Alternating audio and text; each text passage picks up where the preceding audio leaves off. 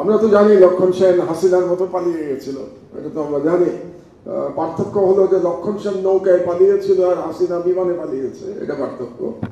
Otherwise দুজনই দুপুরের খাওয়া খেতে পারে নাই, মিল আছে। যে Bangla as an entity, political entity, একজন শাসক বলছেন আমি বাংলার সুলতান, এবং সেই শাসক ছিলেন শামসুদ্দিন ইলিয়াস শাহ। শামসুদ্দিন ইলিয়াস শাহের নাতি গিয়াসউদ্দিন আজম শাহ। গিয়াসউদ্দিন আজম শাহের সময় এই বেঙ্গল এতটাই প্রসপেরাস ছিল যে সেই সময় বেঙ্গলের সাথে চায়নার ডিপ্লোম্যাটিক রিলেশন ছিল, ডিপ্লোম্যাটিক রিলেশন। এবং বেঙ্গল থেকে তিনি মানে গিয়াসউদ্দিন আজম শাহ একজন অ্যাম্বাসেডর ওই সময় পিকিংয়ে পাঠিয়েছিলেন। রবীন্দ্রনাথের গানের বিরুদ্ধে আমার কোনো বক্তব্য নাই, এটা হতেই পারে, রবীন্দ্রনাথের গান আমরা জাতীয় সঙ্গীত হিসেবে নিতেই পারতাম, কিন্তু এমন একটা গান দিলাম যেটার সাথে বাংলাদেশের স্বাধীনতার যে কনসেপ্ট এটা সাংঘর্ষিক। তো এটা হচ্ছে সব থেকে ইন্টারেস্টিং। তার মানে ইন্টেলেকচুয়ালি আমরা বুঝলাম না যে এই গানটার যে মর্মবাণী সেটা আমাদের স্বাধীনতার চেতনার সঙ্গে যায় না, এটা আমরা বুঝতে পারি। আলাউদ্দিন হোসেন শাহ বাংলা সাহিত্যের বিকাশে প্রচুর কাজ করেছেন, জালালউদ্দিন প্রচুর কাজ করেছেন বাংলা সাহিত্যের বিকাশে, এবং হিন্দু মুসলমান নির্বিশেষে তৎকালীন যারা সাহিত্যের কাজ করতেন, লেখালেখির কাজ করতেন, তাদেরকে রাজকোষ থেকে টাকা পয়সা দেওয়া হতো, স্কলারশিপ দেওয়া হতো ওই সময়।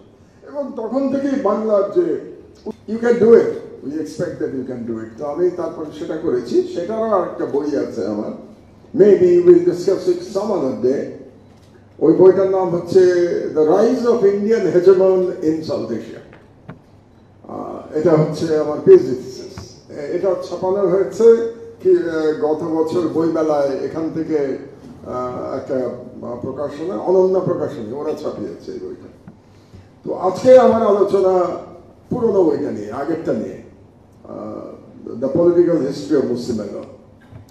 তো এটা একটা বিশাল বিশাল গল্প, বলতে অনেক সময় লাগবে, তো অত সময় তো দেওয়া মুশকিল সবার জন্যে। না বসে কেন, দাঁড়িয়ে, আই এম ফাইন। তো চেষ্টা করব আমি শেষ করার জন্যে যতটা সামারাইজ করা সম্ভব সেটা বলে নামাজের আগে চেষ্টা করব শেষ করতে। তো আমি দুটো প্রশ্ন দিয়ে এই বইটার আলোচনা শুরু করছি। 1 নম্বর প্রশ্ন, ইখতিয়ার উদ্দিন মোহাম্মদ বখতিয়ার খিলজি 1204 সালে যে লক্ষণ সেনকে হারিয়ে যে রাজ্য কিংবা যে রাষ্ট্র তিনি জয় করেছিলেন, সেই রাষ্ট্রের নাম কি ছিল? এটা আমার প্রথম প্রশ্ন। আর দ্বিতীয় প্রশ্ন, সেই রাজ্যের বা রাষ্ট্রের রাজধানী কি ছিল? তো সময় নষ্ট না করে জবাবটা আমি দিয়ে দিই, কারণ না হলে আবার জিজ্ঞেস করলে সময় চলে যাবে। সেই রাষ্ট্রের নাম ছিল গৌড়। তিনি যেটা জয়লাভ করেছেন সেটার নাম ছিল গৌড়, এবং রাজধানীর নাম ছিল লখনৌতি। এটা কেন বলছি, কারণটা হলো এটার পরেই মুসলিম বেঙ্গলের ডেফিনেশনটা চলে আসবে, এটা লিঙ্ক করার জন্য আমি এই কথাটা বললাম। কারণ তৎকালীন যে রাজা ছিলেন তার নাম লক্ষণ সেন, সেন বংশ, তারা নিজেদেরকে গৌরেশ্বর বলতো, অর্থাৎ গৌরের ঈশ্বর। এবং বেঙ্গল শব্দটা তখনও আসে নাই, as a political entity Bengal তখনও জন্মলাভ করেনি। এবং লখনৌতি রাজধানী ছিল, তার মানে সোনারগাঁয়ের ইতিহাস তখনও এপারে আসে নাই, পূর্ববঙ্গে আসে নাই। তো বখতিয়ার খিলজি 1204 সালে তিনি জয়লাভ করলেন। তার আগে 1203 সালে তিনি বিহার জয়লাভ করেছিলেন। প্রথমে বিহার জয়লাভ করলেন, তারপরে তিনি গৌড়ে আসলেন। তো তিনি এখানে আসার পরে লক্ষণ সেন কি করেছিল? আমরা তো জানি লক্ষণ সেন হাসিনার মতো পালিয়ে গেছিল, এটা তো আমরা জানি। পার্থক্য হলো যে লক্ষণ সেন নৌকায় পালিয়েছিল আর হাসিনা বিমানে পালিয়েছে, এটা পার্থক্য। আদারওয়াইজ দুজনই দুপুরের খাওয়া খেতে পারে নাই, মিল আছে। লক্ষণ সেনও তখন লাঞ্চ করছিল, কিন্তু লাঞ্চ করার সময় হয় নাই। হাসিনাও তার পাঙ্গাস মাছ টাছ পেলে পালাতে হয়েছে হাসিনাকে। দেয়ার আর লট অফ সিমিলারিটিস। কিন্তু এরপরে লক্ষণ সেন কি করলেন, তিনি ইস্ট বেঙ্গলে চলে আসলেন। এই ইতিহাসটা আমাদের জানাটা প্রয়োজন। এই অংশে চলে আসলেন যেখানে আমরা দাঁড়িয়ে আছি, এইসব অঞ্চলে তিনি চলে আসলেন। এবং এই অঞ্চল মুসলমানদের শাসনে আসতে আরো 50 থেকে 60 বছর সময় লেগেছিল। এবং তিনি জয়লাভ করেছিলেন, যে মুসলিম শাসক, তার নামটা জেনারেল, শাসক না বলে আমি জেনারেল বলি, তার নাম ছিল তুগরিল। তুগরিলের কথা চিন্তা করা হয় যে 1270 দশকে তিনি এই পূর্ব অঞ্চলটা, যেটাতে প্রধানত বিক্রমপুরেই লক্ষণ সেনের তখন রাজধানী ছিল, তো বিক্রমপুর অঞ্চল জয়লাভ করে তুগরিল। কারণ হচ্ছে যে যারা এসেছিলেন, আর আপনারা জানেন ইখতিয়ারউদ্দিন মোহাম্মদ বখতিয়ার খিলজি বেসিক্যালি আফগানিস্তানের নাগরিক ছিলেন, গরমশির নামে একটা জায়গা, কিন্তু উনি মানে জেনেটিক্যালি হি ওয়াজ টার্কিশ আফগান, তুর্ক আফগান ছিলেন ইখতিয়ারউদ্দিন মোহাম্মদ বখতিয়ার খিলজি। তো তারা তো নদী টদী অত দেখে নাই, এত বড় বড় নদী। তো কাজে আমি ধারণা করি যে যমুনা নদীর পার পর্যন্ত এসে তারা এত বড় নদী দেখে সম্ভবত অনেক দেরি করেছিলেন এই পূর্ববঙ্গের দিকে আসার জন্য। যমুনা নদী পর্যন্ত তারা খুব তাড়াতাড়ি জয়লাভ করতে পেরেছিলেন, নর্থ বেঙ্গল নিয়ে একেবারে যমুনা পর্যন্ত। যাই হোক, তো তুগরিল জয়লাভ করলেন 1260-70-এর দিকে। এবং সবচেয়ে পুরনো যে কয়েন, তখনকার যে মুদ্রা পাওয়া যায়, সেটা পাওয়া যায় 1291 সালের একটা মুদ্রা পাওয়া গেছে। সেই মুদ্রা যখন যিনি করেছিলেন তার নাম ছিল সুলতান কায়কাউস, রুকনউদ্দিন কায়কাউস। তো রুকনউদ্দিন কায়কাউস ওই মুদ্রায় দেখেছিলেন যে এই মুদ্রার উপরে লেখা আছে, ইনস্ক্রিপশন যেটাকে বলে, যে এই মুদ্রাটি লখনৌতির টাকশাল থেকে তৈরি করা হয়েছে বঙ্গের খাজনা দিয়ে। তার মানে আমরা বঙ্গ শব্দটা পাচ্ছি, বাংলা শব্দটা কিন্তু এখনো আসে নাই। বঙ্গ শব্দ পাচ্ছি 1291 সালে এই ইয়ের মধ্যে, কি বলে, ওই কয়েনের মধ্যে। এবং সেই সময় এই পুরো অঞ্চল বিভিন্ন নামে বিভক্ত ছিল, এবং তার মধ্যে কতগুলো নাম আপনারা হয়তো জানেন। লখনৌতি তো বললাম, গৌড় বললাম, হরিকেল একটা নাম ছিল, তারপরে এই দিকটাকে বঙ্গ বলা হতো, এই যেখানে আমরা দাঁড়িয়ে আছি এটাকে বঙ্গ বলা হতো, বঙ্গ শুধু এই পর্যন্ত বলা হতো এই অঞ্চলটাকে। রাঢ় বলা হতো নর্মালি পশ্চিম বঙ্গকে রাঢ় বলা হতো সেই সময়। তো এই নামগুলো চলতে চলতে এক সময় এই সব পুরো বঙ্গকে একীভূত করলেন, বা একটা সিঙ্গেল পলিটিক্যাল এন্টিটির আন্ডারে আনলেন যে ব্যক্তি, তার নাম শামসুদ্দিন ইলিয়াস শাহ। তিনি সেটা আনলেন 1360-70 সালের দিকে। তিনি এটাকে 1360 সালে তিনি এটাকে আনলেন, এবং তিনি নিজের টাইটেল দিলেন, তিনি নিজেকে বললেন সুলতানে Bangla. So that was the first time আমরা যখন বাংলা শব্দটা দেখতে পাচ্ছি, যে Bangla as an entity, political entity, একজন শাসক বলছেন আমি বাংলার সুলতান, এবং সেই শাসক ছিলেন শামসুদ্দিন ইলিয়াস শাহ। এবং এর পরবর্তীতে যখন মোগল শাসন আসলো, তখন তারা বলল সুবে বাংলা। মোগল জয়লাভ করার পরে তারা বলল সুবে বাংলা। এবং এটা নিয়ে নিহার রঞ্জন রায়ের একটা বিখ্যাত বই আছে, বাঙালির ইতিহাস আদি পর্ব। এই বইটা পড়লে দেখবেন যে নিহার রঞ্জন দুঃখ করে বলছে যে বাঙালি হিন্দুরা দীর্ঘদিন দেশ শাসন করেছে। আসলে বাঙালি হিন্দুরা দেশ শাসন করে নাই, দেশ শাসন করেছিল যারা সেন রাজা ছিল, তারা কর্ণাটক থেকে এসেছিল, কর্ণাটক থেকে এসেছিল। তার আগে যারা ছিল পালরা, তারা সম্ভবত বাঙালি হলেও হতে পারে, কিন্তু পালরা আবার হিন্দু ছিল না, তারা বৌদ্ধ ছিল। সুতরাং বাঙালি হিন্দু প্রকৃতপক্ষে, এটা খুব ইন্টারেস্টিং, বাঙালি হিন্দু প্রকৃতপক্ষে কোনো সময় এই দিক শাসন করে নাই। এটা সম্পর্কে আমাদের একটা ভুল ধারণা আছে। অন্তত আমি ইতিহাস বই ঘেটে বাঙালি হিন্দুর শাসনকাল শুধু আমরা রাজা শশাঙ্ককে পাই, কিন্তু রাজা শশাঙ্কও বাঙালি ছিলেন কিনা এটা খুব পরিষ্কার না। রাজা শশাঙ্ক, এটা 7th সেঞ্চুরির দিকে রাজা শশাঙ্ক কিছুদিন শাসন করেছিলেন এবং তিনিও গৌড়ের শাসক ছিলেন। গৌড়ের শাসকই তাকে বলা হয়ে থাকে। এই জন্যই এই মুসলিম বেঙ্গল শব্দটা আমি ব্যবহার করেছি, যে আসলে এই যে বাংলার যে প্রতিপত্তি, বাংলার যে নাম, এটা মুসলমানদের অবদান। আমরা এটাকে ওন করতে পারি নাই। ওন করতে না পারার কারণ হচ্ছে 190 বছরের ব্রিটিশ ঔপনিবেশিক শাসন। ব্রিটিশ ঔপনিবেশিক শাসন আসার পরে 1757 সালে যেটা হয় আর কি, তারা শাসন ভার গ্রহণ করলো মুসলমানদের কাছ থেকে। কাজেই তাদের প্রথম এনিমি ছিল মুসলিমরা, এবং তাদের কাজ ছিল, এবং তৎকালীন হিন্দু যারা ছিল তারা কিন্তু ব্রিটিশ শাসনকে স্বাগত জানিয়েছিল, কারণ তারা মুসলমান শাসককে ক্ষমতাচ্যুত করতে চাচ্ছিল। যেহেতু নিজেরা পারে নাই, এই জন্য ব্রিটিশরা যখন পারলো, দে ওয়ার ভেরি হ্যাপি, তারা খুশি হলো এবং তারা ব্রিটিশদের সহযোগিতা করলো। এবং ব্রিটিশরা কি করলো, প্রথম যেটা করলো, যে সিরাজউদ্দৌলা শেষ স্বাধীন নবাব, তার চরিত্র হনন করলো। সিরাজউদ্দৌলা মনে রাখতে হবে মাত্র 23 বছরের একজন যুবক ছিলেন। এখানে বোধহয় 23 বছরের কেউ নাই, আমার মনে হয় 23 বছরের কেউ নাই।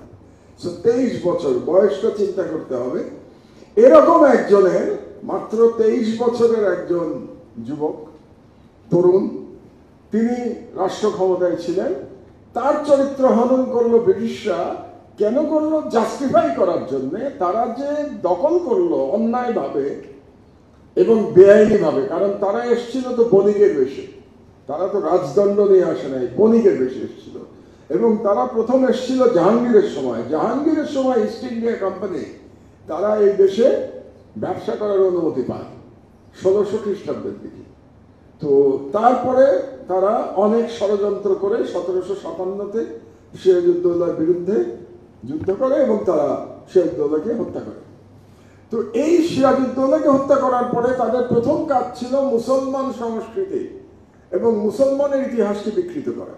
এই জন্য আপনারা যত ইতিহাসের বই পাবেন, অধিকাংশ ইতিহাসের বই কিন্তু হয় ব্রিটিশরা লিখেছে অথবা হিন্দুরা লিখেছে। কাজেই এখান থেকে আনবায়াসড হিস্ট্রি বের করা খুব কঠিন।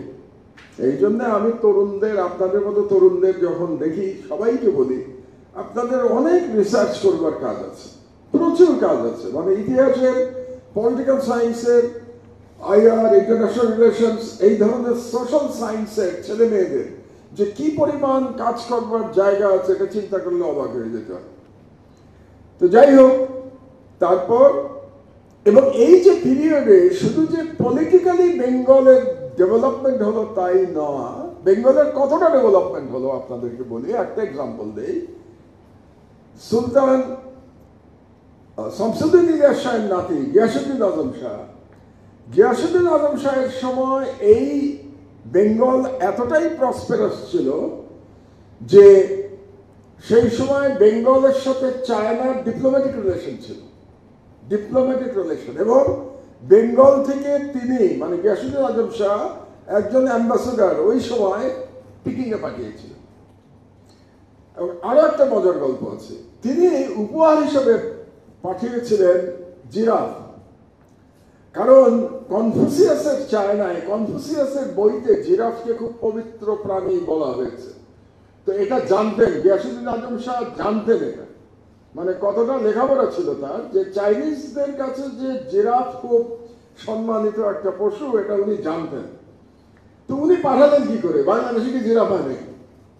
তার মানে ওনাকে জিরাফ আমদানি করতে হয়েছিল আফ্রিকা থেকে। জিরাফ তো আফ্রিকা ছাড়া আর কোথাও নাই। তাহলে চিন্তা করে দেখুন যে সেই 1500 শতকে বাংলার একজন সুলতান আফ্রিকা থেকে জিরাফ আমদানি করছে চায়নাতে উপহার পাঠানোর জন্য। মানে এতটাই তার মানে প্রতিপত্তি, প্রভাব সেই সময় ছিল। এবং সেই সময় তিনি পবিত্র মক্কাতে মক্তব চালাতেন, গিয়াসউদ্দিন আজম শাহ, এগুলোর ইতিহাস অনেক আছে সেই সময়। তো এই ধরনের একটা উন্নতি বেঙ্গল করেছিল। এবং ইবনে বতুতা যখন এই অঞ্চল ভিজিট করেন, এবং তখন উনি ইয়ের সাথে দেখা করেছিলেন, আমাদের সিলেটের শাহজালাল, হযরত শাহজালাল রহমতুল্লাহের সাথে উনি দেখা করেছিলেন, সেই বর্ণনা ওনার বইতে আছে। এবং তখন যিনি বাংলার সুলতান ছিলেন তার নাম মোবারক। তো উনি আবার এটা নিয়ে খুব এক ধরনের একটা রোমান্টিক গল্প আছে যে সুলতান মোবারক এবং সুলতান শামসুদ্দিন ইলিয়াস শাহ তারা পরস্পর বন্ধু ছিলেন, খুব ঘনিষ্ঠ বন্ধু ছিলেন। শামসুদ্দিন ইলিয়াস শাহ তখন লখনৌয়ের সুলতান, লখনৌতি মানে পান্ডুয়া, লখনৌতি, গৌড়ের সুলতান, আর ইস্ট বেঙ্গলের ছিলেন মোবারক শাহ। তো এই দুজন বন্ধু ছিলেন, এই কারণে নাকি মোবারক শাহের জীবদ্দশায় ইলিয়াস শাহ এই অঞ্চলে মানে তার বিজয় অভিযান পরিচালনা করেন নাই। মোবারক মারা যাওয়ার পরে, উনি নর্মাল ডেথ হয়, উনি মারা যাওয়ার পরে ইলিয়াস এসে সোনারগাঁ, তখন তিনি সোনারগাঁয়ে তখন was the capital at that time. তো এই গল্পগুলো আমি এই জন্য বলছি যে আমরা আসলে ব্রিটিশ শাসনের পরে আমরা এই সুলতানি আমলটাকে প্রায় ভুলে গেছি, আমাদের বইপত্রেও তেমন নাই, আমরা খুব একটা জানিও না। অথচ সুলতানি আমলটা আমি মনে করি আমাদের আত্মপরিচয়ের সন্ধান করতে হবে, আমাদেরকে ওই যুগ থেকে আমাদের প্রপার আইডেন্টিটি বের করতে হলে আমাকে সুলতানি আমলে যেতে হবে। শুধু তাই না, এই যে বাংলা ভাষার কথা আমরা বলি, যে বাংলা ভাষার যত বিকাশ এটা হয়েছে সুলতানি আমলে। সুলতানি আমলের আগে যখন লক্ষণ সেন রাজা ছিলেন, সেই সময় বাংলা বলতে গেলে কোনো রয়্যাল কোর্ট, যেটাকে বলে রয়্যাল কোর্টে বাংলা ওয়াজ ব্যান, বাংলা বলা যেত না। তখন রয়্যাল কোর্টের ভাষা ছিল ফার্সি, রয়্যাল কোর্টের ভাষা ছিল সংস্কৃত ছাড়া আর কোনো ভাষায় রয়্যাল কোর্টে কথা বলা যেত না। বাংলা তারা বলতো সাধারণ ম্লেচ্ছদের ভাষা, সাধারণ মানুষের ভাষা, চাষা কৃষক, এদের ভাষা বাংলা। কিন্তু মুসলিম শাসন আসার পরে সর্বপ্রথম বাংলাকে রয়্যাল কোর্টের ভাষা হিসাবে অ্যাকসেপ্ট করা হয় এবং মুসলমান রাজারা এটার বিকাশে কাজ করেন। এবং তার মধ্যে কয়েকজন তো খুবই অনেক কাজ করেছেন, তার মধ্যে একজনের নাম বলা খুবই আবশ্যক। তিনি হলেন আলাউদ্দিন হোসেন খান, আলাউদ্দিন হোসেন শাহ বাংলা সাহিত্যের বিকাশে প্রচুর কাজ করেছেন। জালালউদ্দিন প্রচুর কাজ করেছেন বাংলা সাহিত্যের বিকাশে। এবং হিন্দু মুসলমান নির্বিশেষে তৎকালীন যারা সাহিত্যের কাজ করতেন, লেখালেখির কাজ করতেন, তাদেরকে রাজকোষ থেকে টাকা পয়সা দেওয়া হতো, স্কলারশিপ দেওয়া হতো ওই সময়। এবং তখন থেকেই বাংলার যে উত্থান এটা শুরু হয়েছিল। তো এই যে আমাদের যে একটা ঐতিহ্য এবং এত glorious history of the Muslim rulers in those days, এটা মোটামুটি আমাদের পাঠ্যপুস্তক থেকে উধাও হয়ে গেছে। এবং সেটা যে শুধু আমরা শুধু যে এই সরকার করেছে ব্যাপারটা এরকম না, পাকিস্তানি শাসকরাও কিন্তু এদিকে খুব একটা মনোযোগ দেয় নাই। সেটার হয়তো অন্যরকম একটা আমার ব্যক্তিগত ব্যাখ্যা আছে, তারা কেন করে নাই। একটা হতে পারে যে তারা বোঝে নাই যে আমাদের ইস্ট বেঙ্গলের মুসলমানদের, বাঙালি মুসলমানদের এত ঐতিহ্যময় একটা অতীত আছে, এটা তারা জানতো না। এই জন্য আমি বলি তারা, শাসকরা হয়তো মূর্খ ছিল একটা। আর 2 নম্বর হতে পারে এক ধরনের রেসিজম ছিল তাদের মধ্যে। আমাদের গায়ের রং কালো আর পাকিস্তানিরা গায়ের রং খুব ফর্সা, তো কাজেই তাদের মধ্যে একটা বর্ণবিদ্বেষ কাজ করত। এই জন্য তারা মনে করতো তারা পিওর মুসলিম, আমরা পিওর মুসলিম না। এই ধরনের একটা মেন্টালিটি তাদের মধ্যে কাজ করে থাকতে পারে। না হলে প্রায় 500 বছরের যে মুসলিম শাসন, মুসলিম সুলতানদের শাসন, এই শাসন সম্পর্কে তারা এতটা উদাসীন থাকতে পারত না। আমি পাকিস্তানি রুলারদের কথা বলছি। আর বাংলাদেশের পরে তো আমরা সব বাঙালিত্ব নিয়ে, সেই বাঙালিত্ব আবার ভুয়া বাঙালিত্ব, আমি একটু পরে আসবো ওই বাঙালিত্বে। আমি এখনো তো ব্রিটিশ আমলে আসতে পারি নাই, তো কাজে ওই বাঙালিত্বের ব্যাখ্যা আমি কিছুক্ষণ পরে দিচ্ছি। তো এই পর্যন্ত 1757 সালে ব্রিটিশরা আসলো এবং পরবর্তী 100 বছর, পুরো 100 বছর মুসলমানরা লড়াই করেছে ব্রিটিশদের বিরুদ্ধে। ব্রিটিশ অকুপেশনের বিরুদ্ধে যে লড়াই, সেই লড়াই মূলত সিপাহী বিপ্লব পর্যন্ত মুসলমানদের লড়াই ছিল। কারণ হিন্দুরা ব্রিটিশদের সাথে তারা মনে করেছে ব্রিটিশদের সহযোগিতা করলে তাদের উন্নতি হবে, উন্নতি হয়েছে। যেমন জমিদারি প্রথা যেটা শুরু হয় চিরস্থায়ী বন্দোবস্তের পরে, চিরস্থায়ী বন্দোবস্ত কেন করা হলো? মুসলমানদের কাছ থেকে সম্পদ নিয়ে নেওয়ার জন্য। কারণ ব্রিটিশরা মনে করলো মুসলমানদের কাছে যদি সম্পদ থাকে তাহলে বিদ্রোহ চলতে থাকবে, কাজে সম্পদ যদি আমরা নিয়ে নেই তাহলে বিদ্রোহ থেমে যাবে। এবং সম্পদ নিয়ে কর্নওয়ালিস চিরস্থায়ী বন্দোবস্ত করলেন, করে এটা হিন্দু জমিদার শ্রেণী সৃষ্টি হল। এবং সেই সময় যারা লড়াই করেছে ব্রিটিশদের মধ্যে, তাদের মধ্যে তো আমরা জানি তিতুমিরের নাম, তিতুমির মজদুর শাহ আমাদের এখানকারই, ফকির মজদুর শাহ, এবং তার সঙ্গে আরো যারা লড়াই করেছেন। সে তখন অবশ্য ফকিরদের সাথে আবার সন্ন্যাসীরাও যোগদান করেছিল কিছুদিনের জন্য, যেমন ভবানী পাঠক একজন আছেন, ভবানী পাঠক নামে একজন সন্ন্যাসীও ছিলেন, যিনি ফকির মজদুর শাহের সাথে মিলে ব্রিটিশ শাসনের বিরুদ্ধে লড়াই করেছিলেন। যাই হোক, তো এরকম করতে করতে 19 শতক শেষ হলো, 20 শতক চলে আসলো। এর মধ্যে আপনারা নাম শুনেছেন নিশ্চয়ই উইলিয়াম হান্টার। উইলিয়াম হান্টার নামে এক ভদ্রলোক, তাকে ব্রিটিশ সরকার পাঠালো যে আচ্ছা মুসলমানরা এত বিদ্রোহ কেন করছে, মুসলমানরা এই এতদিন ধরে আমাদের শাসন মানছেই না তারা। তো তখন উইলিয়াম হান্টার সাহেব এসে এখানে দেখলেন যে মুসলমানদের উপরে খুব অবিচার করা হয়েছে, এবং তিনি একটা বই লিখেছিলেন ইন্ডিয়ান মুসলমান, এবং সেখানে তিনি দেখিয়েছেন যে মুসলমানদের কিভাবে জুলুম করা হয়েছে মুসলমানদের উপরে।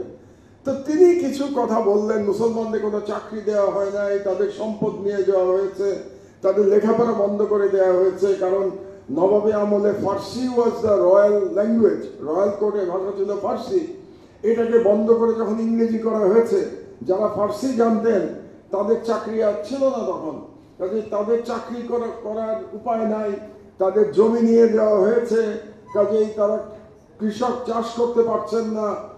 এমনকি যারা মুসলমানরা আবার খুব ভালো তাঁতের কাজ জানতেন, তাদের তাঁত ধ্বংস করে দেওয়া হয়েছে। সুতরাং বলতে গেলে একেবারে লাইভলিহুডের সব ব্যবস্থা মুসলমানদের ধ্বংস করে দেওয়া হয়েছিল। তো তিনি একটা বই লিখে গেলেন, এবং সেই বইতে তিনি কিছু রিফর্ম সাজেস্ট করেছিলেন মুসলমানদের। যা তিনি বলেছিলেন সেটা হলো যে মুসলমানদের প্রতি যে অন্যায় করা হয়েছে, সেই অন্যায়ের থেকে কিছু অন্যায় আমাদের এখন তাদের প্রতি ন্যায় করা উচিত। এই আইডিয়া থেকেই কিন্তু বঙ্গভঙ্গের আইডিয়া আসলো লর্ড কার্জনের 1905 সালে। কারণ তখন বেঙ্গল এমনিতেও লর্ড কার্জন চিন্তা করলেন যে বেঙ্গল এত বিস্তৃত, এত বিশাল এলাকা, সেই উড়িষ্যা বিহার থেকে শুরু করে আসাম পর্যন্ত এই বিশাল এলাকা একটা গভর্নমেন্টের পক্ষে চালানো খুব কষ্টকর, কঠিন। এই জন্য তিনি বললেন যে এটা ভাগ করা হোক, পূর্ববঙ্গ এবং আসাম নিয়ে একটা প্রদেশ করা হোক এবং পশ্চিমবঙ্গ আর একটা থাকুক। এতদিন যে বাঙালিরা বাঙালি হিন্দুরা ব্রিটিশদের দালালি করেছে, তারা তখন খুব অসন্তুষ্ট হয়ে গেল। অসন্তুষ্ট হয়ে তারা এই বঙ্গভঙ্গের বিরুদ্ধে ব্রিটিশ বিরোধী আন্দোলন শুরু করলো। তার মানে হচ্ছে, আমি যেটা বলি সবসময়, অ্যাকচুয়ালি মুসলমানদের বিরুদ্ধে যে আক্রোশ ছিল বাঙালি হিন্দু, বিশেষ করে উচ্চ বর্ণের বাঙালি হিন্দু, সেই মুসলমানদের মধ্যে বিরুদ্ধে আক্রোশটা ওয়াজ ট্রান্সফর্মড ইনটু ব্রিটিশ বিরোধী আন্দোলন। কারণ তারা মনে করলো মুসলমানদের এই সুবিধা দিচ্ছে ব্রিটিশ, কাজে ব্রিটিশদের বিরুদ্ধে আমাদের আন্দোলন করতে হবে। এরও প্রায় 100 বছর আগে কলকাতায় কিন্তু বাঙালি রেনেসা ঘটে গেছে। আমরা যে বাঙালি রেনেসার গল্প বলি, বেঙ্গলি রেনেসা, এটা 18th সেঞ্চুরিতে ঘটে গেছে। এবং এই বেঙ্গলি রেনেসার প্রোডাক্টকে বঙ্কিমচন্দ্র, তারপরে ঈশ্বরচন্দ্র বিদ্যাসাগর, তারপরে রবীন্দ্রনাথ ঠাকুরের দাদা, দেবেন্দ্রনাথ ঠাকুরের পিতা, তো এই যে গ্রুপটা, এটা বেসিক্যালি কলকাতা কেন্দ্রিক যে রেনেসা, তার ফসল ছিল এই বাঙালি রেনেসা। এবং বাঙালি রেনেসাকে আমি সবসময় বলি, এটাকে বলা উচিত বাঙালি হিন্দু রেনেসা, বিকজ মুসলমানদের এই রেনেসার বাইরে রেখে দেওয়া হয়েছে। এটা সম্পর্কে একটা চমৎকার বই লিখেছেন Neeraj Chowdhury, autobiography of an unknown Indian, বইটা পড়ে দেখবেন আপনারা যারা পড়েন না। Autobiography of an unknown Indian, বইটার লেখক নীরজ চৌধুরী। ধীরজ চৌধুরী খুব ইন্টারেস্টিং বলেছেন। তিনি এখানে স্বীকার করেছেন যে আসলে বাঙালি রেনেসাঁতে মুসলমানদের কোনো জায়গা ছিল না, এবং মুসলমানদের বলা হয়েছিল, উনি বলছেন যে যদি তোমরা রেনেসাঁর অংশীদার হতে চাও তাহলে তোমাদেরকে ইসলামী কালচার পরিত্যাগ করে আসতে হবে। আজকে সেকুলার চিন্তা ভাবনা আর কি, তথাকথিত বাংলাদেশ সেকুলার চিন্তা ভাবনা, যে মুসলমানের সংস্কৃতি ত্যাগ করে তবেই তুমি প্রবেশ করতে পারবে এই বাঙালি তথাকথিত বাঙালি রেনেসাঁ। এবং তিনি অনেকগুলো গল্প বলেছেন, তার মধ্যে একটা হচ্ছে যে স্কুলে হিন্দু ছেলেরা মুসলমান ছেলেদের পাশে বসতে চাইতো না এক বেঞ্চে, তারা বলতো তাদের গায়ের থেকে নাকি পেঁয়াজের গন্ধ আসে। এটা নীরজ চৌধুরীর বইতেই তিনি লিখেছেন। ওই সময়ের খুব চমৎকার বর্ণনা আছে এই বইটাতে এই রেনেসাঁ নিয়ে। এই জন্য আমি একটা কথা সবসময় বলি যে আসলে বাঙালি মুসলমানের রেনেসাঁ এখনো আসে নাই। বাঙালি মুসলমানের রেনেসাঁ জন্য আমাদের এখনো অপেক্ষা করতে হবে। তো সেটা আমি আরেকটু পরে আলোচনা করব যদি আমরা সময় পাই আজকে। তো সুতরাং বাঙালি রেনেসাঁর পরে যখন 1905 সালে বঙ্গভঙ্গের একটা সিদ্ধান্ত আসলো, বাঙালি অবহেলিত বাঙালি মুসলমান আমাদের পূর্বপুরুষ তারা মনে করলেন এবার বোধহয় আমাদের একটা সুযোগ এসছে আমাদের অবস্থার উন্নতি করবার জন্য, কিন্তু এটা করা সম্ভব হলো না। ব্রিটিশরা এই বাঙালি হিন্দু আন্দোলনের কাছে নতি স্বীকার করলো এবং 2011 সালে এই বঙ্গভঙ্গ রদ হয়ে গেল। বঙ্গভঙ্গ রদ হয়ে যাওয়ার সময় তখন তারা চিন্তা করলো ব্রিটিশরা যে আসলে তো এটা আরেকবার অন্যায় করা হলো মুসলমানদের প্রতি, বিশেষত ইস্ট বেঙ্গলের মুসলমান, তাহলে একটা কাজ করা যাক, একটা বিশ্ববিদ্যালয় দেয়া যাক। তখন পর্যন্ত বিশ্ববিদ্যালয় নাই আমাদের অঞ্চলে। এই ঢাকা বিশ্ববিদ্যালয়ে যেখানে আপনারা বসে আছেন আজকে, আলোচনা শুরু হলো যে একটা ইউনিভার্সিটি এখানে হবে। এবং আর একটা বলে রাখি যে 2005 সালে যখন 1905 সালে যখন বঙ্গভঙ্গ আন্দোলনের বিরুদ্ধে হিন্দুরা রুখে দাঁড়ালো কলকাতায়, তখন রবীন্দ্রনাথ এটাতে কিন্তু বঙ্গভঙ্গের বিরুদ্ধে ছিলেন এবং তখন উনি অনেকগুলি কবিতা গান রচনা করেছিলেন, যার মধ্যে একটা গান আজকে আমার সোনার বাংলা আমি তোমায় ভালোবাসি। তো সেটা আজকে আমাদের জাতীয় সঙ্গীত। এটা একটা ইতিহাসের সাথে এক ধরনের তামাশা যে রবীন্দ্রনাথের এমন একটা গানকে আমরা জাতীয় সঙ্গীত হিসেবে নিলাম যে গানটা আসলে বঙ্গভঙ্গের বিরুদ্ধে, তার মানে বাংলাদেশের আত্মপরিচয়ের বিরুদ্ধে গান, সেই গান আজকে আমাদের জাতীয় সঙ্গীত। এটার কারণ হচ্ছে যে আমরা ইতিহাস জানি না, আমরা মূর্খ জানি, এই জন্যই এমন একটা গান আমরা নিয়েছি। রবীন্দ্রনাথের গানের বিরুদ্ধে আমার কোনো বক্তব্য নাই, এটা হতেই পারে, রবীন্দ্রনাথের গান আমরা জাতীয় সঙ্গীত হিসেবে নিতেই পারতাম, কিন্তু এমন একটা গান নিলাম যেটার সাথে বাংলাদেশের স্বাধীনতার যে কনসেপ্ট এটা সাংঘর্ষিক। তো এটা হচ্ছে সব থেকে ইন্টারেস্টিং। তার মানে ইন্টেলেকচুয়ালি আমরা বুঝলাম না যে এই গানটার যে মর্মবাণী সেটা আমাদের স্বাধীনতার চেতনার সঙ্গে যায় না, এটা আমরা বুঝতে পারি না। যাই হোক, ভুল যেটা হওয়ার তো হয়েই গেছে, তার কিছু করার নাই। তো যখন এই ইউনিভার্সিটির কথা বলা হলো যে ইউনিভার্সিটি দেওয়া হবে, তখনও কিন্তু বাঙালি হিন্দুরা এটার অপোজ করলো এটাকে। তারা বললো না, এটা চাষাভূষার দেশে ইউনিভার্সিটির দরকার কি, ও চাষে ওখানে পড়বে কে। মানে তারা একটা বিশ্ববিদ্যালয় পর্যন্ত আমাদের বাঙালি মুসলমানের জন্য দিতে চায় নাই, তাদের দৃষ্টিটা এরকম ছিল। এবং একজন ব্যক্তি যিনি এই ইউনিভার্সিটির জন্য ফাইট করেছিলেন তাকে আমরা প্রায় ভুলেই আছি এখনো, নওয়াব সলিমুল্লাহ। নওয়াব সলিমুল্লাহ এটার জন্য লড়াই করছিলেন এবং তার সঙ্গে শেরেবাংলা ফজলুল হকেরও বিরাট অবদান আছে ইউনিভার্সিটির পিছনে, এবং নওয়াব আলী ওনারও বিরাট অবদান আছে। এনরা সব লড়াই করছিলেন তখন এই ইউনিভার্সিটির জন্য। বলা হয়ে থাকে, আমি এটাতে খুব শিওর না, আপনারা হয়তো এখানে যারা প্রফেসর আছেন ঢাকা ইউনিভার্সিটির আমার চেয়ে ভালো জানবেন, যে আমরা যে মধুর ক্যান্টিনে আমি আইবিএতে যখন পড়তাম তখন চা খেয়েছি, সেই মধুর ক্যান্টিন নাকি নবাবদের বাগান বাড়ি ছিল এবং এখানেই মুসলিম লীগের যে প্রথম মিটিং নাকি এখানে হয়েছিল। তো সেই ইতিহাসও আমরা খুব একটা সংরক্ষণ করি নাই। হয়তো এখন একটা সময় এসছে আমাদের এগুলো নিয়ে একটু চিন্তা ভাবনা করবার আর একটু পড়াশোনা করবার হয়তো সময় এসছে। যাই হোক, তো নবাব সলিমুল্লাহ তার জায়গা দিয়ে দিলেন। এই যে ইউনিভার্সিটি, এটা নবাবদের জায়গা ছিল এবং তিনি এই জায়গা দিয়ে দিলেন বা ঢাকা বিশ্ববিদ্যালয় প্রতিষ্ঠার জন্য। কিন্তু তিনি ইউনিভার্সিটি দেখে যেতে পারেন নাই। তুলনামূলকভাবে তিনি কম বয়সে মারা গেছেন। যতদূর মনে আছে আমার, সম্ভবত 1916 সালে তিনি মারা গেছিলেন, যখন প্রথম বিশ্বযুদ্ধ চলছে। তো এরপরে অনেক চড়াই উতরাই পেরিয়ে প্রথম বিশ্বযুদ্ধ শেষ হওয়ার পরে এই ঢাকা বিশ্ববিদ্যালয় শেষ পর্যন্ত আলোর মুখ দেখে এবং অনেক বাধা বিঘ্ন পেরিয়ে ঢাকা বিশ্ববিদ্যালয় আলোর মুখ দেখতে পেরেছে। ঢাকা বিশ্ববিদ্যালয় হলো এবং তখন পুরো ভারতবর্ষ জুড়ে বা উপমহাদেশে ব্রিটিশ বিরোধী লড়াই চলছে। সেই সময় ব্রিটিশ বিরোধী লড়াই চলছে এবং সেই লড়াইতে প্রথমে কংগ্রেস এবং তারপরে মুসলিম লীগ, তারা সেই লড়াই করল এবং সেই সময় পাকিস্তান আন্দোলন শুরু হলো। পাকিস্তান আন্দোলন প্রথম আপনারা জানেন বলেছিলেন ইকবাল। ইকবাল পাকিস্তান শব্দটা উচ্চারণ করেন নাই। তিনি বলেছিলেন যে উপমহাদেশের মুসলমানদের জন্য একটা স্বাধীন আবাসভূমি থাকতে হবে। এই কথাটা, এই কনসেপ্টটা ইকবাল বলেছিলেন সম্ভবত এলাহাবাদে একটা বক্তৃতায় 1929 সালে তিনি একটা বক্তৃতা দিয়েছিলেন এবং ওই বক্তৃতায় তিনি সর্বপ্রথম বলেন যে মুসলমানদের স্বাধীন আবাসভূমি থাকতে হবে।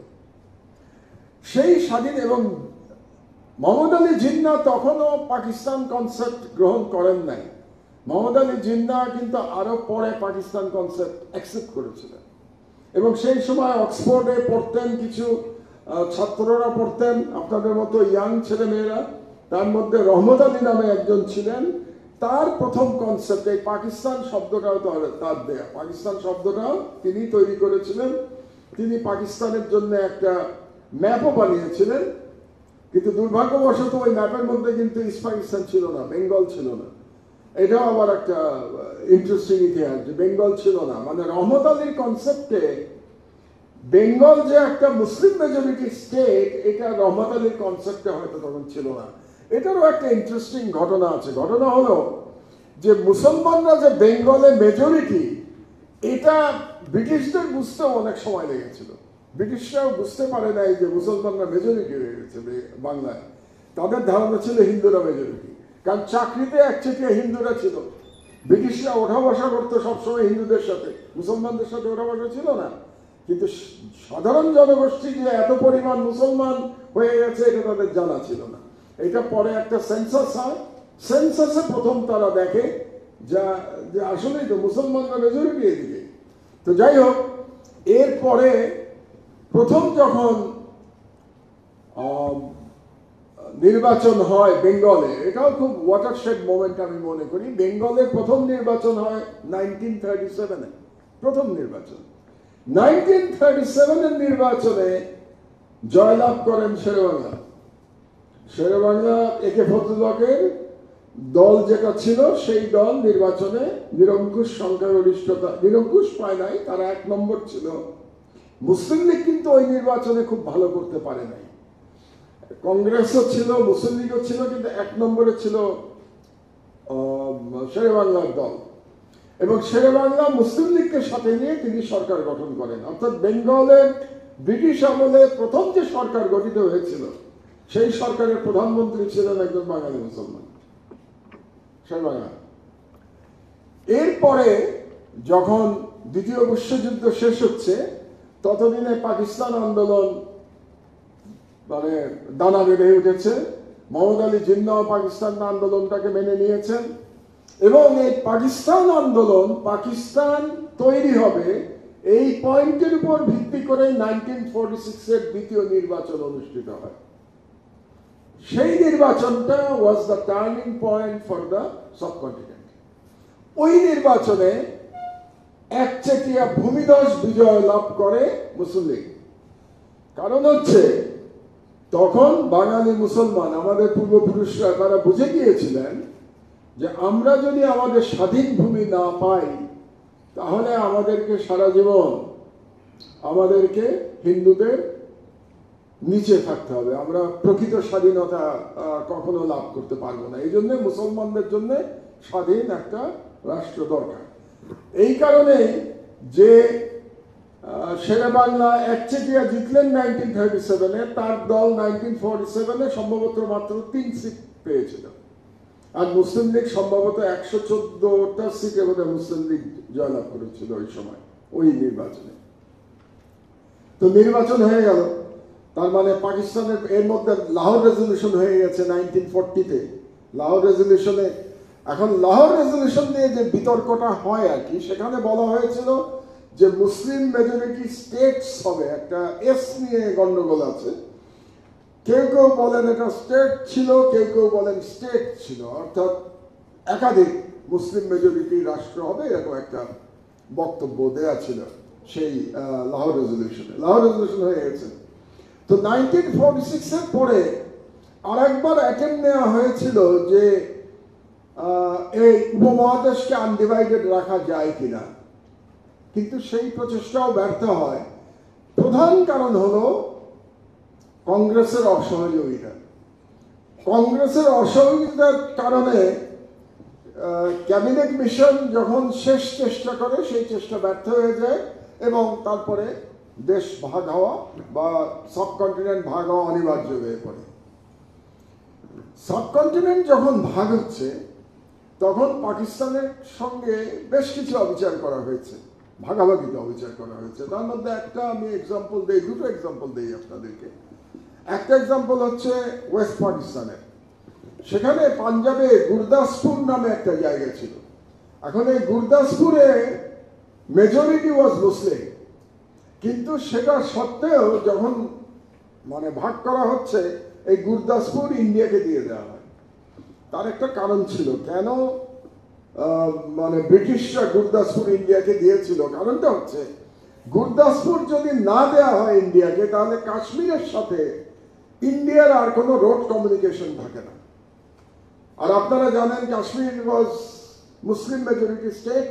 তো কাশ্মীরের কাহিনীতে আমি আসবো, আমার এই কাহিনীর মধ্যে আসবে কিছুটা কাশ্মীর। তো কাশ্মীর ওয়াজ এ মুসলিম মেজরিটি স্টেট। এখন কাশ্মীরের সাথে যদি রোড কমিউনিকেশন না থাকে ইন্ডিয়ার, কাশ্মীরের সাথে বর্ডার হচ্ছে পাকিস্তানের, ইন্ডিয়ার সাথে না থাকলে কাশ্মীরকে ইন্ডিয়া কুক্ষিগত করতে পারছে না। এই জন্য গুরদাসপুর এর দরকার ছিল, এই জন্য গুরদাসপুর দিয়ে দেওয়া হলো ইন্ডিয়াকে। একই কাজ করা হলো আমাদের সাথেও। করিমগঞ্জ নামে একটা জায়গা আছে যেটা সিলেটের পরে। করিমগঞ্জে ভোট হয়েছিল, প্লেবিসাইট। প্লেবিসাইটে সব মুসলমানরা পাকিস্তানে যোগদান করতে চেয়েছিল, কিন্তু যখন ভাগাভাগি হলো করিমগঞ্জকে কেটে ইন্ডিয়াতে দিয়ে দেওয়া হলো। এবং তার কারণটা হচ্ছে আসামের কমিউনিকেশনের জন্য। করিমগঞ্জ যদি আমাদের কাছে চলে আসে তাহলে আসামের কমিউনিকেশন ডিফিকাল্ট হয়ে যায় ইন্ডিয়ার পক্ষে। তো এই কারণে ভাগাভাগির সময় থেকেই কিন্তু পাকিস্তানের প্রতি অবিচার করা হয়েছে, বিনিশ্চয় করেছে। এই জন্যে আপনাদের মনে আছে নিশ্চয়ই, আপনারা পড়েছেন, হয়তো মনে থাকার কথা না, পড়েছেন হয়তো, যে মোহাম্মদ আলী জিন্নাহ পাকিস্তান সম্পর্কে একটা কথা বলেছিলেন, মথ ইটেন পাকিস্তান। মানে বলেছিলেন ব্রিটিশরা আমাদেরকে যে পাকিস্তান দিয়েছে এটা একটা কীটদস্য পাকিস্তান, মথ ইটেন পাকিস্তান। কারণ ভাগাভাগিতেই এমন ভাবে করেছিল যাতে Pakistan as an independent state survive করতে না পারে। এই চিন্তাটা ব্রিটিশদের মধ্যে ছিল যে এটা একটা আনভায়াবল স্টেট তৈরি হবে যেটা একসময় ইন্ডিয়ার সাথে আবার মিশে যাবে। এরকম একটা চিন্তা হয়তো থাকতে পারে সেই সময়। এই কারণেই এই কাজগুলো করা হয়েছে। তো স্বাধীন হলো, দেশ ভাগ হলো, আমরা প্রথমবারের মতো স্বাধীনতা পেলাম 1947-এ। স্বাধীন হওয়ার পরে 1948-এ আমাদের এখানে জাতীয়তাবাদী মুভমেন্ট স্টার্ট হয়ে গেল বাঙালি। এই যে জাতীয়তাবাদী মুভমেন্ট স্টার্ট হলো, দ্যাট ওয়াজ এথনিক ন্যাশনালিজম, একটা ethnicity. Ethnic and language, linguistic nationalism. এটা শুরু হওয়াতে যে সমস্যাটা হলো একটু চিন্তা করে দেখেন, ওয়েস্ট পাকিস্তানের সাথে ইস্ট পাকিস্তানের ভৌগোলিক দূরত্ব ছিল 2000 কিলোমিটারের কাছাকাছি ভৌগোলিক দূরত্ব, এবং মাঝখানে যে রাষ্ট্রটা, that was potentially an enemy state, একটা শত্রু রাষ্ট্র মাঝখানে, আর দুই দেশের মধ্যে পার্থক্য হচ্ছে 2000 কিলোমিটার। আমাদের ল্যাঙ্গুয়েজ আলাদা, ভাষা আলাদা, কালচার আমাদের অনেকাংশে আলাদা, আমাদের ফুড হ্যাবিট আলাদা। মিল ছিল একটাই, ধর্ম। Religion was the only binding thing between east Pakistan and West Pakistan.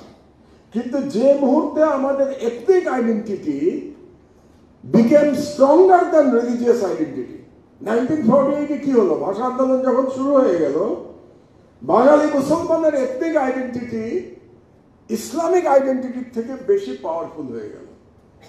সেই মুহূর্তে যে গ্লু আমাদেরকে এক নেশন হিসেবে রাখতে পারত, দ্যাট গ্লু ওয়াজ গন। এবং এরপরে আমি মনে করি বাংলাদেশ আলাদা হয়ে যাওয়া পাকিস্তান থেকে সময়ের ব্যাপার ছিল, এবং ব্যাপারটা তাই হয়েছে। নেক্সট 23 ইয়ার্সের মধ্যে দুই দেশ আলাদা হয়ে গেছে। ইট ওয়াজ ইনএভিটেবল।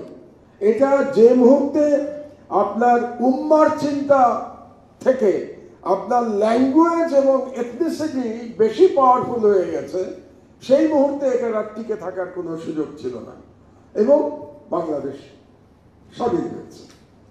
তো দ্বিতীয় স্বাধীনতা এসছে আমাদের 1971, 72-তে রাদার 71-এর যদি আমরা বিজয় দিবস চিন্তা করি তাহলে 16ই ডিসেম্বর, আর স্বাধীনতা দিবস চিন্তা করলে 71-এর 26শে মার্চ। আচ্ছা, আমাদের তো শেষ পর্যন্ত স্বাধীন আমরা হলাম, দ্বিতীয়বারের জন্য স্বাধীন হলাম।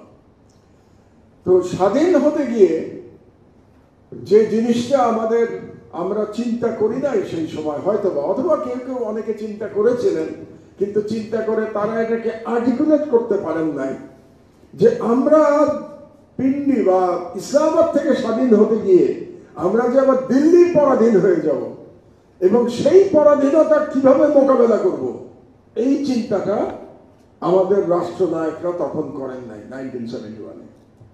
কারণ বাংলাদেশের মতো একটা ক্ষুদ্র দেশ, সারাউন্ডেড বাই ইন্ডিয়া, আমাদের ইন্ডিয়ার সাথে আমাদের বর্ডার হচ্ছে 4000 কিলোমিটারের বেশি, মোর দ্যান 4000 কিলোমিটার। সম্ভবত আমাদের যে বর্ডারের সাইজ, ল্যান্ড বর্ডার, এটা 7th or 8th longest in the world. তো এরকম একটা রাষ্ট্র, ছোট একটা রাষ্ট্র, surrounded by a big state, আমরা কিভাবে আমাদের স্বাধীনতা রক্ষা করব, এই কনসেপচুয়াল ব্যাপারটা আমরা পরিষ্কার করি নাই 1971-এ, এবং তার প্রতিফল আমাদেরকে পদে পদে পেতে হয়েছে। আমরা দেখেছি শেখ মুজিবুর রহমানের শাসন দেখেছি আমরা। আমি তখন সবে বিশ্ববিদ্যালয়ের ছাত্র, আমি বুয়েটে পড়াশোনা করেছি, আপনারা অনেকেই হয়তো জানেন। প্রথম পড়াশোনা আমি ঢাকা ইউনিভার্সিটিতে পড়াশোনা করেছি, তো বুয়েট থেকে শুরু। তো শেখ মুজিবুর রহমানের শাসন আমরা দেখেছি। Basically that was the beginning of Indian hegemony in Bangladesh. Indian hegemonic control in Bangladesh started in 1972, এবং এটার প্রথম প্রমাণ হলো ফারাক্কাবাদ। ফারাক্কাবাদ ইন্ডিয়া তৈরি করা শুরু করেছিল 60-এর দশকে। I think they started in 1962। এটা শেষ করতে করতে 1971 হয়ে গেছে। এবং যে কোনো ইন্টারন্যাশনাল নদীতে যখন বাঁধ দেওয়া হয়, সেই বাঁধ চালু করার আগে নিয়ম হচ্ছে, ইন্টারন্যাশনাল ল হচ্ছে, ভাটির দেশের সাথে আলোচনা করে চুক্তি করে সেই বাঁধ চালু করতে হবে। Bangladesh is the only case যেখানে কোনো চুক্তি করা হয় নাই, কিন্তু ইন্ডিয়া এটা চালু করে দিয়েছিল। কেন পারলো ইন্ডিয়া এটা? বিকজ শেখ মুজিব তিনি সম্মতি দিয়েছিলেন এটা করতে। তিনি সম্মতি দিয়েছিলেন কারণ ভারতের বিরুদ্ধে যাওয়ার ক্ষমতা তার ছিল না, এবং তখন থেকে বাংলাদেশে পানি আগ্রাসন শুরু হয়ে যায়। 1972তেই পানি আগ্রাসন শুরু হয়ে যায়। তো এই যে আগ্রাসন শুরু হয়েছিল এবং শেখ মুজিবের পুরো সময়টা 3.5 বছর ধরে বাংলাদেশ ভারতের এক ধরনের আশ্রিত রাজ্যের ভূমিকায় ছিল এই 3.5 বছর। তারপরে শেখ মুজিবুর রহমানের পতন ঘটলো, আপনারা সেই কাহিনী জানেন, আমরা অনেক কাছাকাছি সময় চলে এসেছি। পতন ঘটার পরে একটা টার্ময়েল ছিল ওই পিরিয়ডে, একের পর এক কু হচ্ছিল। 1975-এর 15ই আগস্ট শেখ মুজিবুর রহমানের বাকশালের পতন হলো এবং তারপরে আবার একটা কাউন্টার কু হলো একই বছর 3 নভেম্বর, যখন খালেদ মোশাররফ কাউন্টার কু করলেন, জিয়াউর রহমানকে বন্দী করলেন, তার পরিবার সমেত, খালেদা জিয়া এবং তার 2 পুত্র সমেত বন্দী করলেন। তার 3 দিনের মধ্যে আবার আর একটা ন্যাশনালিস্ট কু হলো, যেটার নেতৃত্বে ছিলেন জিয়াউর রহমান এবং সিপাহী জনতা বিপ্লব। আপনাদেরকে একটা পুরনো গল্প বলি ওই সময়কার। 3 তারিখে কু হলো, 4 তারিখে ঢাকা ইউনিভার্সিটি থেকে আওয়ামী লীগের একটা মিছিল বেরিয়ে 32 নম্বর পর্যন্ত গেছিল। ওই মিছিলে নেতৃত্ব দিচ্ছিলেন মতিয়া চৌধুরী আর খালেদ মোশাররফের মা আর ভাই। আমি উপস্থিত ছিলাম, আমরা দেখতে এসেছিলাম। বুয়েট থেকে হাঁটতে হাঁটতে আমরা এই ইউনিভার্সিটির সামনে দাঁড়িয়েছিলাম এবং আমার এখনো চোখে ভাসে যখন মিছিলটা এখান দিয়ে যাচ্ছে, ফুল নিয়ে যাচ্ছে শেখ মুজিবের উদ্দেশ্যে, ফুল দিয়ে শ্রদ্ধা জানানোর জন্য। 3 তারিখের এক ঘটনা, এটা মনে আছে। 7 তারিখেরটাও মনে আছে, যখন 7 তারিখ মধ্যরাত্রে আবার সিপাহী জনতা বিপ্লব হলো। 7 তারিখে সকালে আমরা আবার বুয়েট থেকে হাঁটতে হাঁটতে ক্যান্টনমেন্টের দিকে যাচ্ছিলাম। তো এই শাহবাগের মোড়ে এসে আমি দেখি একটা ট্যাঙ্ক দাঁড়িয়ে আছে এবং ট্যাঙ্কের উপরে সৈনিকরা আছেন এবং ট্যাঙ্কের যে কামানটা, মানে টারেট বলে যেটাকে, ট্যাঙ্ক, এটাকে ফুলের মালা দিয়ে জড়ানো আছে এবং মানুষজন কোলাকুলি করছে মানে ওই ট্যাঙ্কের লোকজনের সাথে। এবং আমার এখনো মনে আছে ট্যাঙ্কের উপরে যিনি দাঁড়িয়েছিলেন সেই সামরিক কর্মকর্তা অথবা এনসিও, সম্ভবত এনসিও, তিনি বলছিলেন যে ভারতের দালাল খালেদ মোশাররফকে হত্যা করা হয়েছে, বাংলাদেশ স্বাধীন হয়েছে। তো 7 নভেম্বরে আমার মনে আছে যে আমাদের আবার নতুন করে একটা স্বাধীন হয়েছে এরকম একটা আমাদের ফিলিং হয়েছিল 7 নভেম্বর 1975। তারপরের ইতিহাস আপনারা জানেন। এরশাদের কুয়ে জিয়াউর রহমান আসলেন, জিয়াউর রহমান নিহত হলেন 1981-এ চট্টগ্রামে। তখন আমি আমার চট্টগ্রামে ছিলাম, চাকরি করতাম চট্টগ্রামে, আমার এখনো সেই রাতের কথাও মনে আছে। তিনি নিহত হলেন, এরশাদ ক্ষমতা দখল করলেন, খালেদা জিয়া লড়াই করলেন। লড়াই করার পরে একটা পর্যায়ে শেখ হাসিনা আবার ক্ষমতা পেলেন 96-এ।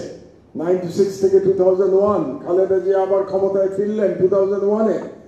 2007-এ আবার মিলিটারি কু হলো, একটা ভারতপন্থী কু। ভারতপন্থী কুয়ের পরে 2009-এ আন্তর্জাতিক ষড়যন্ত্রের পার্ট হিসাবে শেখ হাসিনাকে ক্ষমতায় নিয়ে আসা হলো। এই বিষয়টা আপনাদেরকে একটু বোঝা দরকার। 2009 সালের আন্তর্জাতিক situation, geopolitics of the world, global geopolitics, 9/11-এর পরে তখন একটা ইসলামোফোবিক যে দুনিয়া আমরা এখনো বসবাস করছি, এটার অ্যাকচুয়ালি উত্থান হয়েছিল 9/11-এর মাধ্যমে। এবং 9/11-এর পরে আমেরিকা বা ওয়েস্টার্ন ওয়ার্ল্ড চিন্তা করলো যে সবগুলো মুসলিম কান্ট্রিতে এমন সরকার বসাতে হবে যে সরকারগুলোর নামে মুসলমান থাকবে কিন্তু কাজে কর্মে they will be anti-Islamic. So that was the strategy of the Western world after post 9/11.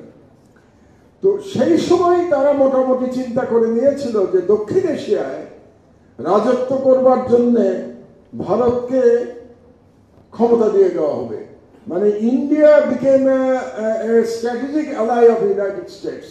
আমেরিকার স্ট্র্যাটেজিক অ্যালাই হিসাবে ভারতকে বেছে নেওয়া হয়েছিল তখন থেকেই, মানে 9/11-এর পর থেকেই।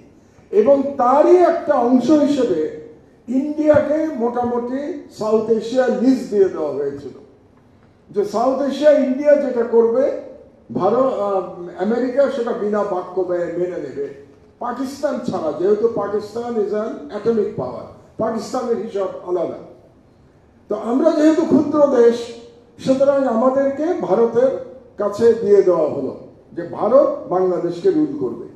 এবং অ্যাজ এ রেজাল্ট ফ্রম 2009 থেকে 2024 জুলাই বিপ্লব পর্যন্ত বাংলাদেশ আসলে ভারতের আনডিক্লেয়ার্ড কলোনি হিসেবেই ছিল। It was an undeclared colony of India for 15 years। তো সেখান থেকে আমাদের ইয়াং জেনারেশন অনেক রক্ত দিয়ে আমাদেরকে মুক্তি দিয়েছে। এবং এই পিরিয়ডের মধ্যে যে ইয়াং জেনারেশন গড়ে উঠেছে, আমার কাছে এটা একটা বড় রহস্য, হয়তো ভবিষ্যতে এটা নিয়ে আরো কাজ করা যেতে পারে, যে এই ইয়াং জেনারেশনের মধ্যে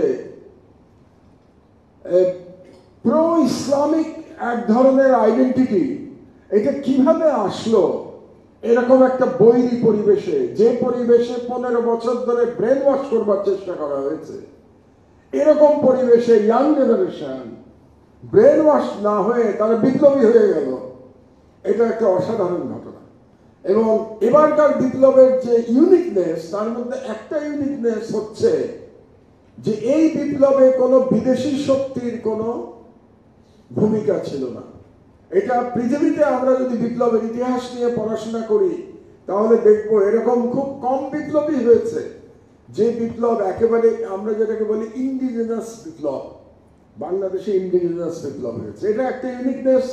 সেকেন্ড ইউনিকনেস যে এটা এমন এক বিপ্লব যে বিপ্লবে যারা বিপ্লবী তারা নিরস্ত্র ছিল, কোন রকম ভায়োলেন্স ছাড়া তারা ভায়োলেন্সের বিরুদ্ধে লড়াই করেছে খালি হাতে। এটা পৃথিবীর ইতিহাসে এটা হয় নাই। ইউনিক থিং যে তারা লড়াই করলো বন্দুকের বিরুদ্ধে, খালি হাতে লড়াই করলো শুধুমাত্র ইমানের শক্তিতে, ইমানি শক্তিতে তারা লড়াই করেছে এবং বিজয়ী হয়েছে। This is also unique. এবং এর ফলে, এর কারণেই আমি মনে করি ইনশাআল্লাহ এই বিপ্লব দীর্ঘস্থায়ী হবে। যতই ষড়যন্ত্র হোক না কেন এই বিপ্লব দীর্ঘস্থায়ী হবে। কারণ যখনই কোনো বিপ্লবে কোনো বিদেশি শক্তির হাত থাকে, যেমন 1971-এর মুক্তিযুদ্ধে বিদেশি শক্তির হাত ছিল, ভারতের হাত ছিল, এই কারণে আমরা প্রকৃতপক্ষে স্বাধীন হতে পারি না। কারণ স্বাধীন হওয়ার চেষ্টা করলেই ভারত বলতো যা তোমরা কি ভুলে গেছো যে আমরা তোমাদেরকে স্বাধীন করে দিয়েছিলাম। তো এই ধরনের এই হীনমন্যতা থেকে আমরা বের হতে পারি নাই যে আমরা ভারতের সহায়তায় স্বাধীন হয়েছিলাম। এবার আমাদের ইয়াং জেনারেশনের কাছে এই ধরনের কোনো হীনমন্যতা নাই। তারা মাথা উঁচু করে বলতে পারবে এটা আমাদের অর্জন, আল্লাহর রহমতে এটা আমাদের অর্জন, কেবল আমাদের অর্জন। হ্যাঁ, বিপ্লবের অনেক প্রত্যাশা আমাদের পূরণ হয় নাই, সেটা ভিন্ন আলোচনা। কেন হয় নাই সেটা নিয়েও দীর্ঘ আলোচনা হতে পারে। কিন্তু আমি এখনো আশাবাদী লং টার্মে আমাদের ইয়াংরাই দে উইল প্রিভেল ইনশাআল্লাহ। এটা আমার ধারণা। তো আমি আবার একটু অতীতে ফিরে যাই। তাহলে এই যে আমি যেটা আলোচনা আমাদের আজকে, the political history of Muslim Bengal, আর একটা জিনিস একটু বলা প্রয়োজন। আমি এখানে কিন্তু পলিটিক্যাল হিস্ট্রি শব্দটা ব্যবহার করেছি। আমি এখানে history of the Muslim population বলি নাই, বা হিস্ট্রি অফ ইসলাম কথাটাও বলি নাই। কারণ হচ্ছে যে বিষয়টা এরকম না যে পলিটিক্যাল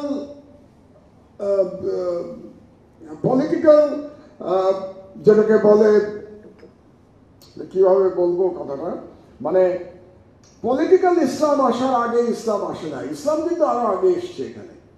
কারণ আমরা যদি বিভিন্ন ঐতিহাসিকদের বইপত্র পড়ি, কয়েকজনের নামে আমি আপনাদেরকে বলতে পারি। আরব হিস্টোরিয়ান একজন আল ইদ্রিসি, আরেকজন আল মাসুদি, তাদের বইপত্র যদি পড়েন আপনারা দেখবেন তারা, আল মাসুদি ছিলেন 10th সেঞ্চুরি, আল ইদ্রিসি ছিলেন 12th সেঞ্চুরি। তো এনাদের বইতে কিন্তু বাংলাদেশের উল্লেখ আছে, চট্টগ্রামের উল্লেখ আছে। তার মানে আরবের সাথে আমাদের একটা কমিউনিকেশন ছিল, এবং সম্ভবত আরব ট্রেডার যারা ছিলেন তাদের মাধ্যমে এবং সুফিদের মাধ্যমে ইসলাম তার আগে এসেছিল।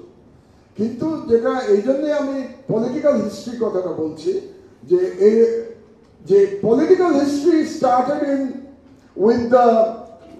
with the victory of Ikhtiyaruddin Muhammad Bakhtiyar Khilji against Lakshman Sen, সেটা শুরু হয়েছে 1204 সালে, কিন্তু ইসলাম তার অনেক আগেই এখানে এসছে।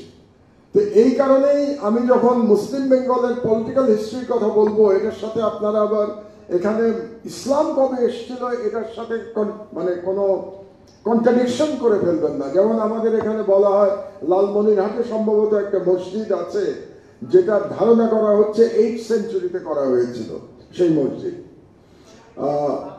জি, সেই তো। সুতরাং ইসলাম তারা আগে এসছে, এবং ওই সময়কার হারুনুর রশিদের আমলে, তার মানে আব্বাসিক পিরিয়ডের কয়েন পাওয়া গেছে বাংলাদেশের বিভিন্ন জায়গায়। তাহলে আব্বাসিক পিরিয়ডের কয়েন পাওয়া গেছে মানেই হচ্ছে যে ওই সময় তাহলে আমাদের সাথে কমার্শিয়াল লেনদেন তাদের ছিল। তো এই যে রাজনৈতিক যে ইতিহাস, রাজনীতির যে ইতিহাস ইসলামের, সেই ইতিহাস মোটামুটি শুরু হয়েছে আমাদের এখানে 13th সেঞ্চুরি থেকে, এবং 13th সেঞ্চুরি থেকে অদ্যাবধি আমরা এই পর্যন্ত এসে পৌঁছেছি। সুতরাং আমাদের যে কাজটা এখন করা দরকার, আমাদের নিজেদের আইডেন্টিটি বোঝার জন্যে আমাদের এই হিস্ট্রির আলোকে আমাদের কারিকুলাম তৈরি করা দরকার, আমাদের লেখাপড়া করা দরকার, এবং সেখানে আমাদের রাজনীতি আনতে হবে, আমাদের স্টেট ফরমেশন আনতে হবে, এবং আমাদের, আমি যেটা বলেছি ল্যাঙ্গুয়েজ, আমাদের ভাষার যে উন্নয়ন, এটাও আমাদেরকে এই ইতিহাস আমাদের পর্যালোচনা করতে হবে। এবং আমি যে কথাটা বলে শেষ করব, প্রায় 1 ঘন্টা হয়ে গেছে আমার বক্তব্য, যেটা শেষ করব আমি যে কথাটা বলে, যে আমাদের মধ্যে এমন হীনমন্যতা থেকে আমাদের মুক্তি পেতে হবে যে কলকাতা হচ্ছে বাংলার পীঠস্থান, মানে cultural capital of Bengal is Calcutta. এই ভুল ধারণা থেকে আমাদের বেরিয়ে আসতে হবে। আমাদের বলতে হবে cultural capital of Bengal is Dhaka, is Bengal. এটা আমাদের বলতে হবে, এটা আমাদেরকে ওন করতে হবে। কিংবা আরো পিছনে আমি যদি যাই, আমি বলবো আমার কালচারাল ক্যাপিটাল আমার সোনারগাঁকে নিয়ে আসতে হবে, সোনারগাঁকে আমাকে প্রমোট করতে হবে কালচারাল ক্যাপিটাল অফ বেঙ্গল। আরেকটা কথা বলে আমি আপনাদের আজকের আলোচনা শেষ করবো, সেটা হলো আমি কিছুদিন আগে সোনারগাঁতে গেছিলাম, মাসখানেক আগে। আপনারা হয়তো অনেকে নাম শুনেছেন আবু তাওয়ামা। আবু তাওয়ামার ওনার ইউনিভার্সিটি দেখতে গেছিলাম আমি। উনি ওখানে 12th সেঞ্চুরিতে একটা ইউনিভার্সিটি করেছিলেন, যেটা মাদ্রাসা বলি আমরা, বাট ওই যুগে এটা university. That was one of the top 10 university in the world at that time. এবং সেখানে সেন্ট্রাল এশিয়া, আরো বিভিন্ন জায়গা থেকে ছাত্ররাই, তখন তো ছাত্রীরা আসতেন না, হয়তো ছাত্ররাই পড়তে আসতেন। তাহলে এই যে আমাদের যে কালচারাল বা এডুকেশনাল যে আমাদের হেরিটেজ, এই হেরিটেজগুলো আমাদেরকে খুঁজে বের করতে হবে। আমি আবু তাওয়ামার কবর দেখে এসেছি, লেখা আছে ওটার সামনে আবু তাওয়ামার নাম লেখা আছে, কিন্তু আবু তাওয়ামাকে নিয়ে খুব বেশি চর্চা কিন্তু হয় নাই। অথচ আমরা যদি চিন্তা করি, আজ থেকে প্রায় 900 বছর আগে সোনারগাঁয়ের মতো জায়গায় একটা আন্তর্জাতিক মানের ইউনিভার্সিটি ছিল, তাহলে অবাক। এবং সেই সময় কিন্তু গিয়াসউদ্দিন আজম শাহ ওই সময় কিন্তু সুলতান ছিলেন। কাজে এই পিরিয়ডটাকে আমরা যত চর্চা করব, তত আমরা আমাদের সংস্কৃতির জন্য আমরা অন্যের উপরে নির্ভর করা ছেড়ে দেব। আমাদের যে লড়াইটা অব্যাহত রাখতে হবে সেটা হচ্ছে কালচারাল ফাইট। এই কালচারাল ফাইটে আমাদেরকে জয়লাভ করতে হবে, এবং কালচারাল ফাইটে আমি যদি জয়লাভ করি তাহলেই আমি পলিটিক্যালিও জয়লাভ করব। এবং এই যে আমাদের উপরে ভারত প্রায় 50 বছর তারা প্রভুত্ব চালাতে পেরেছে, এটা মেইনলি বিকজ অফ তাদের কালচারাল ফাইটের জন্য। তারা আমাদেরকে এমনভাবে বুঝিয়েছে যে বাংলা এবং বাঙালিত্ব শুধুমাত্র কলকাতার বাংলা এবং কলকাতার বাঙালিত্ব, কিংবা হিন্দুর বাংলা এই হিন্দুর সংস্কৃতি। কিন্তু বাঙালি মুসলমানের যে একটা আলাদা সংস্কৃতি আছে, এবং বাঙালি মুসলমানের সংস্কৃতি ইজ ভেরি রিচ কালচারালি এবং ইন্টেলেকচুয়ালি, এই জিনিসটা আমরা সেভাবে বলি নাই বা তুলে ধরি নাই। তো আমরা যেটা পারি নাই, আমাদের জেনারেশন আমরা হয়তো পারি নাই, সেই কাজটা আপনাদের করতে হবে, এবং আমি মনে করি আপনারা এটা পারবেন ইনশাআল্লাহ। তো এটা বলে আমার বক্তব্য শেষ করছি। আজানের সময় হয়ে গেছে। এই এত লম্বা বক্তৃতা আপনারা শুনেছেন, এই জন্য আপনাদের অসংখ্য ধন্যবাদ। আল্লাহ হাফেজ। বাংলাদেশ জিন্দাবাদ।